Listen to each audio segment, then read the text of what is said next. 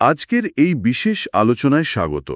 আমরা আজ মনস্তত্ত্বের একটা বেশ মৌলিক কিন্তু খুব ইন্টারেস্টিং বিষয় নিয়ে কথা বলবো। এটা হলো ক্লাসিক্যাল কন্ডিশনিং, অনেকে অবশ্য প্যাভলোভিয়ান কন্ডিশনিং নামেও চেনেন। আমাদের আলোচনার জন্য একটা লেখা আছে, classical conditioning, how it works with examples শিরোনামে। আমরা চেষ্টা করব এর মূল বিষয়টা বুঝতে, মানে কিভাবে সামান্য সংযোগ বা অ্যাসোসিয়েশন থেকে আমাদের আচরণ, আমাদের আবেগ তৈরি হয়। মানে ভাবলেই কেমন লাগে, তাই না? একটা ঘণ্টার শব্দ শুনে কুকুরের লালা ঝরছে। চলুন গভীরে যাওয়া যাক। হ্যাঁ, ব্যাপারটা আসলে খুব মজার। সহজ করে বললে ক্লাসিক্যাল কন্ডিশনিং হলো এমন একটা শেখার উপায় যেখানে দুটো জিনিস, মানে দুটো স্টিমুলাস বারবার একসাথে আস্তে আস্তে তাদের মধ্যে একটা যোগসূত্র তৈরি হয়, আর তার ফলে একটা নতুন প্রতিক্রিয়া বা রেসপন্স দেখা যায়, যেটা আগে ওই জিনিসটার জন্য ছিল না। রাশিয়ান শারীরতত্ত্ববিদ ব্যাবলা এটা প্রথম লক্ষ্য করেন। আর জন বি ওয়াটসন তো প্রায় সবকিছুই এর মাধ্যমে ব্যাখ্যা করতে চাইতেন, তাই না? হ্যাঁ, ওয়াটসন বেশ জোর দিয়েছেন এটার উপর। তো এই পুরো প্রক্রিয়াটা আসলে 3টে ধাপে ঘটে। প্রথম ধাপ কন্ডিশনিংয়ের আগে। ধরুন, কিছু জিনিস আছে যা স্বাভাবিকভাবেই প্রতিক্রিয়া তৈরি করে, যেমন ধরুন খাবার, আনকন্ডিশনড স্টিমুলাস বা ইউসিএস। এটা দেখলে বা গন্ধ পেলে খিদে পায় বা লালা ঝরে, আনকন্ডিশনড রেসপন্স বা ইউসিআর। এটা তো শেখাতে হয় না, এটা একদম সহজাত। ঠিক। আর ওই একই সময়ে ধরুন একটা ঘণ্টার শব্দ, নিউট্রাল স্টিমুলাস বা এনএস। এটা শুরুতে কোনো বিশেষ প্রতিক্রিয়া তৈরি করে না। কুকুর হয়তো শুনল, কিন্তু লালা ঝরল না। এরপর আসে দ্বিতীয় ধাপ, মানে কন্ডিশনিংয়ের সময়। এই পর্যায়ে ওই নিউট্রাল স্টিমুলাস মানে ঘণ্টার শব্দটা বারবার আনকন্ডিশনড স্টিমুলাস মানে খাবারের ঠিক একটু আগে দেওয়া হয়। ধরুন ঘণ্টা বাজল, তারপর খাবার এলো, ঘণ্টা বাজল, খাবার এলো, এরকম বেশ কয়েকবার। এই বারবার হওয়ার ফলে ঘণ্টার শব্দটা আর নিরপেক্ষ থাকে না। এটা তখন হয়ে যায় কন্ডিশন স্টিমুলাস বা সিএস। মানে ঘণ্টার সাথে খাবারের একটা কানেকশন তৈরি হয়ে গেল মনে মনে। একদম। আর তৃতীয় ধাপে কন্ডিশনিংয়ের পরে শুধু ওই কন্ডিশনড স্টিমুলাস মানে ঘণ্টার শব্দ শুনে কুকুরের লালা ঝরতে শুরু করে। এটাই হলো কন্ডিশনড রেসপন্স বা সিআর, খাবার না থাকলেও। প্যাভলভের কুকুরের উদাহরণটা তো বেশ পরিষ্কার, কিন্তু মানুষের ক্ষেত্রে লিটল অ্যালবার্টের পরীক্ষাটার কথা বললেন, ওটা তো বেশ অন্যরকম। হ্যাঁ, ওটা ওয়াটসন আর রেনা করেছিলেন। বেশ বিতর্কিতও বটে। তারা দেখাতে চেয়েছিলেন ভয় কিভাবে তৈরি হয়। অ্যালবার্ট নামের একটা ছোট শিশু, সে প্রথমে সাদা ইঁদুর নিউট্রাল স্টিমুলাস দেখে একদমই ভয় পেত না। আচ্ছা। কিন্তু যখনই সে ইঁদুরটাকে ধরতে যেত, ঠিক তখনই পেছনে একটা লোহার রডে হাতুড়ি দিয়ে জোরে শব্দ করা হতো, আনকন্ডিশন স্টিমুলাস। এই বিকট শব্দে যে কোনো বাচ্চাই ভয় পাবে, আনকন্ডিশন রেসপন্স।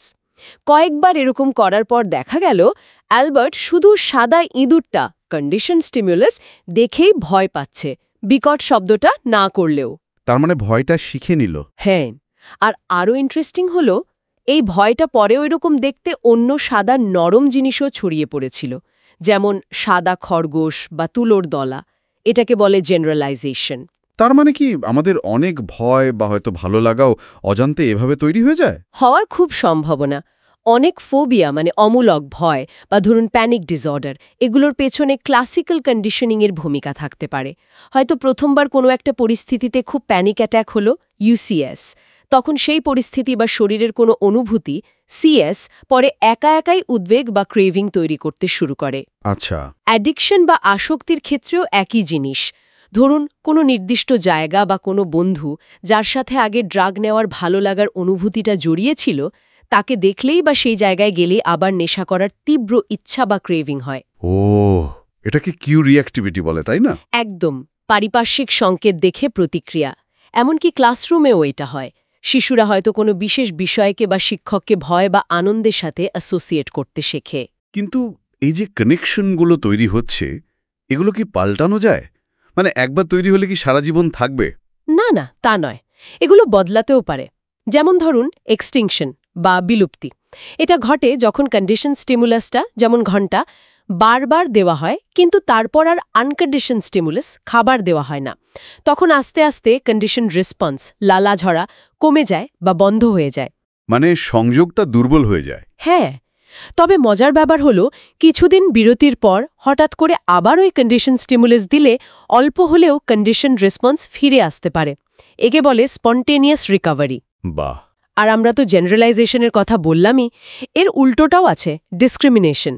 মানে দুটো কাছাকাছি স্টিমুলাসের মধ্যে পার্থক্য করতে শেখা।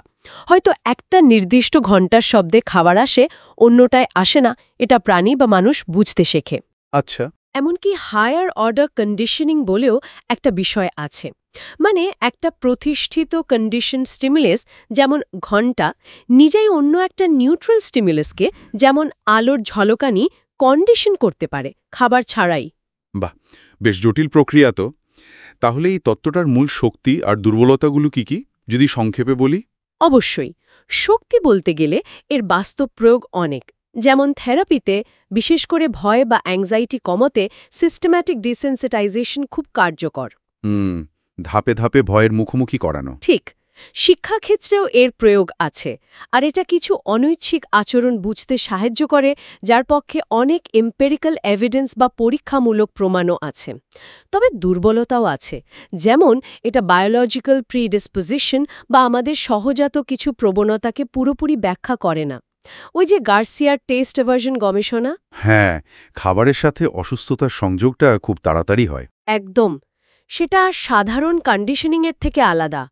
আবার এটা মানুষের কগনিটিভ প্রসেস, মানে চিন্তা, ভাবনা, বিশ্বাস, এগুলোকে খুব একটা গুরুত্ব দেয় না। মানে আমরা যে চিন্তা করে সিদ্ধান্ত নিই সেটাকে উপেক্ষা করে। কিছুটা তাই।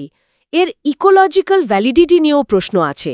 ল্যাবের বাইরে বাস্তব জীবনে এটা কতটা খাটে। আর নৈতিকতার প্রশ্ন তো থাকছেই, বিজ্ঞাপন বা রাজনীতিতে ব্যবহার নিয়ে। আর সব শেষে এটা কিছুটা ডিটারমিনিস্টিক বা নিয়তিবাদী শোনায়।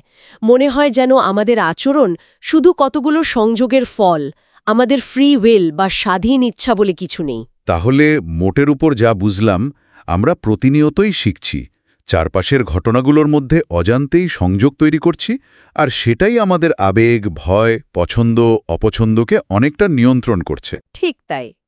আর এখানেই আসল ভাবনার জায়গাটা। যেহেতু এই ক্লাসিক্যাল কন্ডিশনিং বেশিরভাগ সময়ই আমাদের কনশাস অ্যাওয়ারনেস বা সজ্ঞান চেতনার বাইরে ঘটছে, তাহলে প্রশ্নটা হলো আমাদের প্রতিদিনের অনুভূতির কতটুকু আসলে এই রকম অজান্তে তৈরি হওয়ার সংযোগের ফল, যা আমরা হয়তো টেরও পাই না। এটা আমাদের নিজেদের দিকে নতুন করে তাকাতে শেখায়, তাই না?